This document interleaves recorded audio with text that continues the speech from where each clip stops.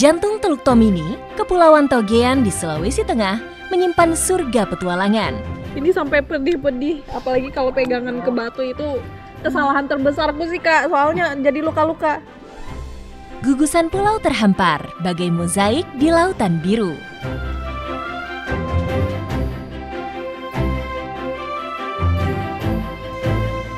Petualangan saya kali ini ingin menjelajahi satu di antaranya, yaitu Pulau Kabalutan.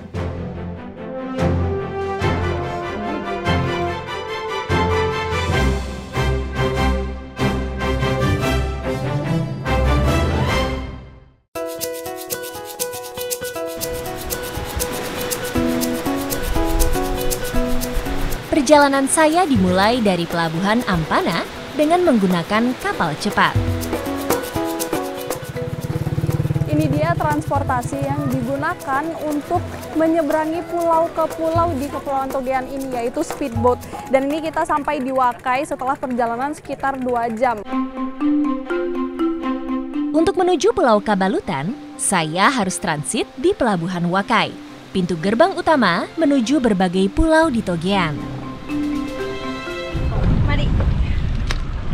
Petualangan saya kali ini akan mengeksplor tradisi budaya sekaligus keindahan pulau terpadat di Kepulauan Togean, yaitu Pulau Kabalutan. Dan kondisi saat ini lagi gerimis kecil, tapi nggak apa-apa, kita masih bisa menyeberang naik perahu ini. Perjalanan dilanjutkan selama 1 jam dengan suguhan pemandangan laut nan biru dan membentang luas.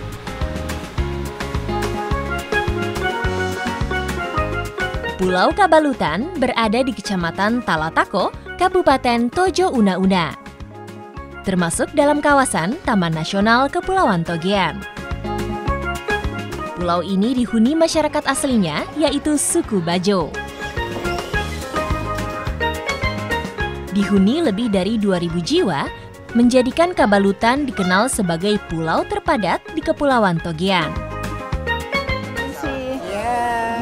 Hai Adek, hai. Jadi di depan saya ini ada Pasar Kabalutan, satu-satunya pasar di seluruh Pulau Kabalutan. Dan di sini pasarnya hanya ada 1 hari saja dalam 1 minggu, yaitu di hari Selasa. Dan saya penasaran nih, ada apa aja di dalam pasar ini? Seperti inilah potret pasar di Kepulauan Togean. Para pedagang datang dari mana saja, terutama dari pulau dan desa sekitar.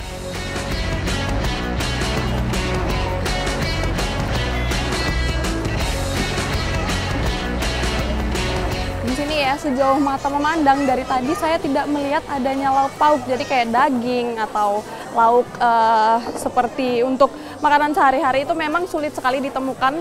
Dan yang kelihatan dari tadi ini ada bumbu-bumbuan dan juga garmen, karena memang kalau untuk lauk pauk di sini memang warganya itu memanfaatkan hasil laut.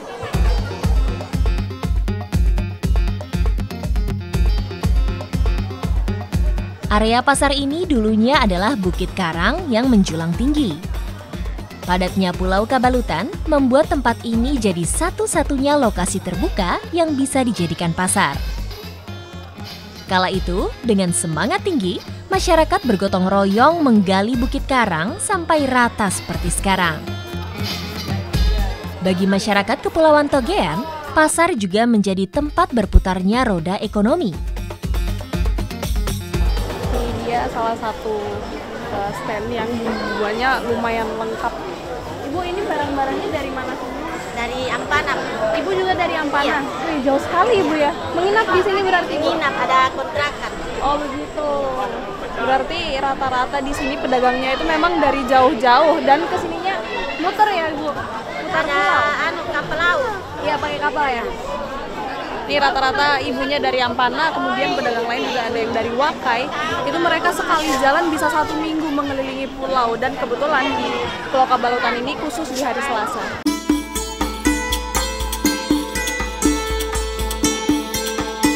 Sebagai pulau terpadat dengan pertumbuhan penduduk yang terus meningkat, Kabalutan tentu mengalami pergeseran tempat tinggal. Pulau di Lau atau pulau di ujung laut menjadi hunian baru bagi masyarakat yang belum memiliki rumah di tengah desa. Walau tinggal berdampingan dengan laut, Air laut jarang sampai ke dalam rumah saat air pasang. Biasanya hanya setahun sekali atau saat sedang musim angin kencang. Pulau di Lao berhadapan langsung dengan laut lepas, membuat daerah ini kaya akan biota laut. Kekayaan bawah lautnya menjadi sandaran kehidupan sehari-hari warga di sini. Hidup berdampingan dengan laut memang banyak sekali keuntungannya. Salah satunya bisa mencari biota laut untuk konsumsi dengan sangat mudah. Dan masyarakat di sini pun biasanya juga memanfaatkan apa yang ada di sekitarnya, seperti tiram yang akan kita cari.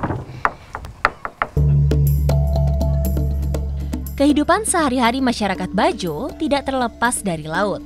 Ada saja kegiatan yang dilakukan untuk mengisi waktu luang.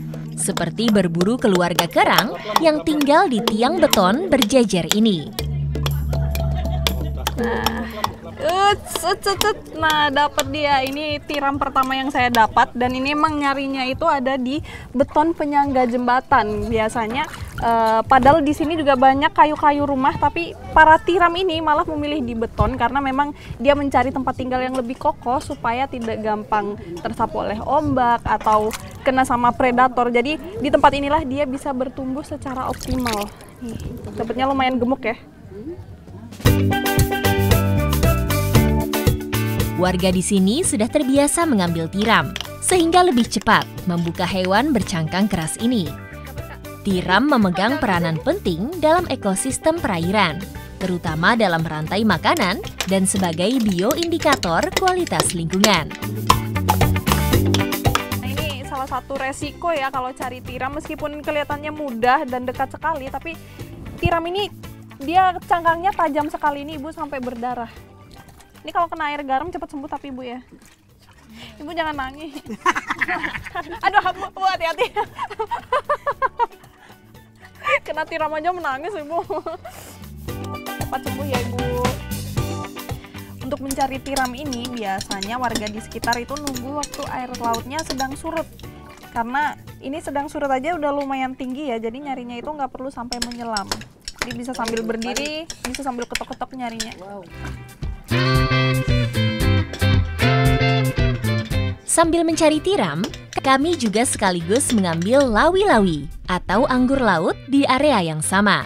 Terbatasnya lahan tanah membuat sayur mayur jarang dijumpai. Untuk mencukupi kebutuhan serat, lawi-lawi menjadi alternatif. Umumnya tumbuh di laut dangkal dengan aliran air tenang dan menempel pada pasir bersama dengan lamun. Jernihnya air laut membuat tumbuhan alga hijau ini mudah dicari.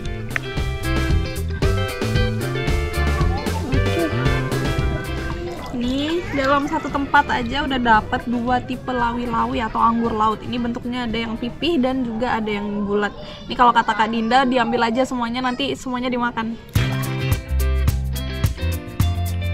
Berbeda dengan jenis rumput lainnya, anggur laut bisa langsung dimakan tanpa dikeringkan dulu. Emang ya, nyari lawi-lawi aja. Ini sampai pedih-pedih, apalagi kalau pegangan ke batu itu kesalahan terbesarku sih Kak, soalnya jadi luka-luka. Ada banyak cara menikmati tiram. Kali ini saya diajak menikmati olahan tiram tanpa dimasak, hanya dengan bumbu sederhana, seperti cabai, jeruk lemon, dan garam. Habis nyari lawi-lawi sama tiram, nih langsung dimakan di laut. Tapi sebelumnya kita siapin dulu bumbunya, ini pakai cabai. Emang orang Bajo suka pedas banget ya Ibu? Suka.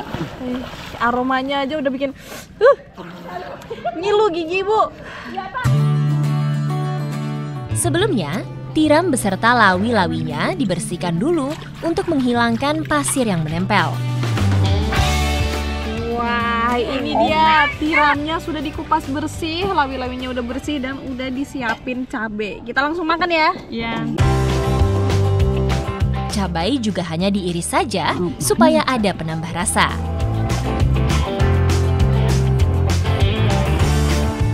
Seger banget Kak. Enak.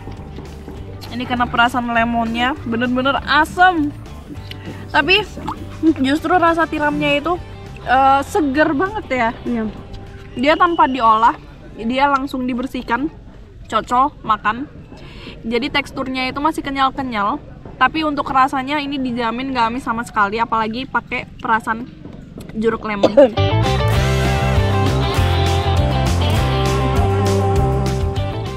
Enak. Pedas sekali ini kalau dicampur sama cabenya. Otomatis menghilangkan rasa ya asam-asam yang lainnya. Cuma pedas aja yang di mulut. Air. Campur lawi-lawinya. Crispy dia. Udah kalau makan tiram kayak gini pasti dibuat rebutan. Udah aja boyaran lango. Sekali biar peperoto nunu garam anu no lemon no. Bu saya mau coba. Lah hilang. Wow. Pedis apa?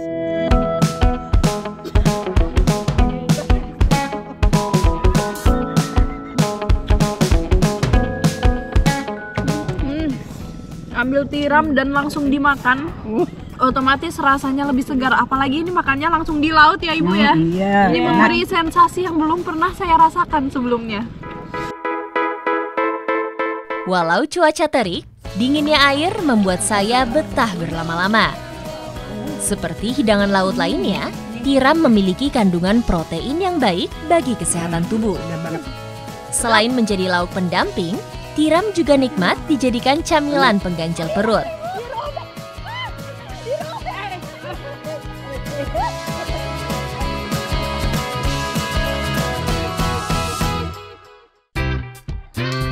Siap ya Kak?